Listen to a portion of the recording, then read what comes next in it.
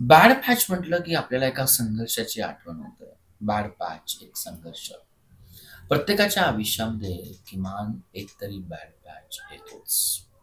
शांत, सुरळीत सुरू असलेल्या आयुष्यात करिअरमध्ये काहीतरी बिघडतं, नात्यामध्ये काहीतरी बिघडतं, कधी-कधी व्यवहाराचा काहीतरी लोचा होतो, पैशाची बिकट वाट लागते, नड येते आणि बहुधा हे सारं एकदमच एकाच वेळी घडतं. हा असा बॅड पॅच आला की तो आपल्या आयुष्यामध्ये महिना, 2 महिने, क्वचित 2-4 वर्षे वेग आणतो. आपलं आयुष्य अंतर्बाह्य हलवून टाकतो. आयुष्य नकोसं करून सोडतो. आपण कितीही नको म्हटलं, टाळायचं ठरवलं, तरी असा हा बॅड पॅच येतोच. संपूर्ण आयुष्यामध्ये 1, 2, 4, 6 कितीही वेळा येतो आणि आपल्याला तो भोगावा लागतो, अनुभवावाच लागतो. कितीही नकोसा वाटला, कितीही त्रास जरी झाला, तरी या बॅड पॅचचे काही विलक्षण फायदेही असतात. त्यातील प्रमुख फायदे कुठले? एक म्हणजे खरोखर आपलं कोण आणि आपलं कोण नाही हे बॅड पॅच असतानाच कळतं. आपल्या वाईट आणि पडत्या काळातही कोण आपल्यासोबत खंबीरपणे उभं राहतं, कोण आपला हात सोडत नाही, कोण आपल्या पाठीशी आधार देत उभं राहतं, हे फक्त बॅड पॅच असताना समजतं. दुसरं, आपली स्वतःची आपल्याला नव्यानं ओळख होत राहते.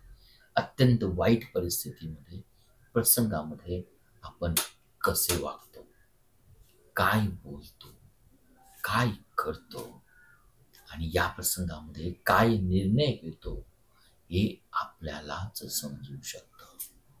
या प्रसंगात आपली शक्तीस्थळं आणि मर्यादा यांची नव्यानं जाणीव होते. क्रिकेटर, व्यापारी, कलाकार, राजकारणी, सामान्य माणसं असं कोणालाच यापासून वाचता येत नाही. मात्र हा वाईट काळ प्रत्येकाला काही ना काही शिकवून जातो. यामुळे स्वतःविषयीचा विश्वास वाढतो, जगण्याविषयीची नम्रता येत राहते. अर्थात बॅड पॅच येणंही आपल्या हातात नाही आणि टाळणंही आपल्या हातात नाही. पण जेव्हा येतो तेव्हा त्याला प्रतिसाद कसा द्यायचा, रिॲक्ट कसं करायचं हे आपल्या हातात असतं. आपला बॅड पॅच आहे नाकारून मुद्दामपणे जगत राहायचं आणि स्वतःचं नुकसान करत राहायचं का का तो स्वीकारून नम्र व्हायचं, आत्मपरीक्षण करायचं आणि स्वतःबद्दल घडवत सजग जगायचं, हे आपल्याच हातात असतं. असो, आपण सर्वांच्या आयुष्यामध्ये कमीत कमी बॅड पॅच येऊ आणि जे बॅड पॅच येतील त्यामध्ये आपलं आयुष्य हे अधिकाधिक समृद्ध करण्याची ताकद आपण सर्वांना लाभो. संघर्षातून जीवन जगण्याची मजा ही काही ओळच असते. प्रयत्न आणि अनुभव हाच ज्याचा त्याचा शिक्षक असतो. शिक्षक फक्त आपले भरकटलेपण दाखवतात. यशाचा मार्ग आपल्याला आपणच शोधायचा असतो.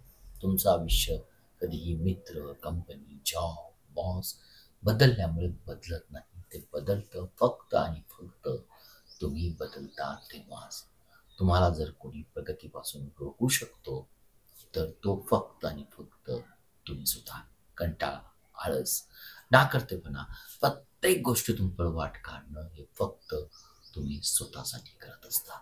मी गरीब आहे, पैसा नाही, हे नाही, ते नाही म्हणत जगासमोर गेला तर लोक मदत करतच नाही, पण मजबुरीचा फायदा घेतात. स्वतःला मजबूत करा, मजबूर नाही. ज्यांची वेळ खराब आहे त्यांच्याबरोबर माणसानं जरूर राहावे, पण ज्याची नियतच खराब असते त्याची सोबत सोडणं हे केव्हाही चांगलं असतं. चांगल्या कामात निर्लज्ज व्हा. मान, सन्मान, युगो, अहंकार सर्व सोडा. फक्त ध्येय गाठणं लक्षात ठेवा. सेंगी तुटो वा पारंबी हे ध्येय गाठवायचे म्हणजे गाठायचेच. संकट आली, अडचणी आल्या, विरोध झाला, अपमान झाला, कोणी नावे ठेवली, पाय ओढले, अडवले, थांबवले, असे काही झाले तरी आपला यशाचा मार्ग सोडू नका. स्वतःच्या मनाला पुन्हा पुन्हा एकदा म्हणा, बस बस. मित्रहो, कोकणातलं माझं गाव हा प्रसाद सिरगावकर यांचा हा लेख. आजच्या या व्हॉट्सअपच्या विद्यापीठामध्ये अशा अनेक चांगल्या गोष्टी येतात. कदाचित ही प्रसाद यांची नाविन्यपूर्णता, बॅड पॅच या विषयावर त्यांनी लिहिलेलं हे लिखाण अगदी माझ्या मनाला भावलं आणि मला वाटलं ते सादर करत असताना व्हिडिओच्या माध्यमातून जर तुमच्यापुढे जर ते प्रत्यक्षदर्शनी मला तुम्हाला दाखवता आलं तर कदाचित त्याचा प्रभाव हा अधिक असेल. त्यामुळे प्रसाद यांची माफी मागून हे लिखाण मी तुमच्यापुढे सादर केलं. माझ्या मनाला भावलं. बॅड पॅच हा वाचत असताना, ऐकत असताना कुठेतरी आपण त्यात समरस होऊन जातो. त्याचबरोबर बॅड पॅचचे फायदे हे सर्वात महत्त्वाचा. त्यातला मला दुसरा फायदा खूप मनाला भावला. तो म्हणतो की बॅड पॅचमुळं आपण आपल्याबाबत अधिक समंजस होतो. आपल्याला आपल्या अस्तित्वाची जाणीव नव्या अंगानं होते. हाच पॉइंट, हाच संदर्भ घेऊन या ठिकाणी आजच्या व्हिडिओला मी आराम देतो. धन्यवाद. परत पुन्हा अशाच मोटिवेशनल कोटसाठी या चॅनलला लाईक करा, शेअर करा, सबस्क्राईब करा. धन्यवाद.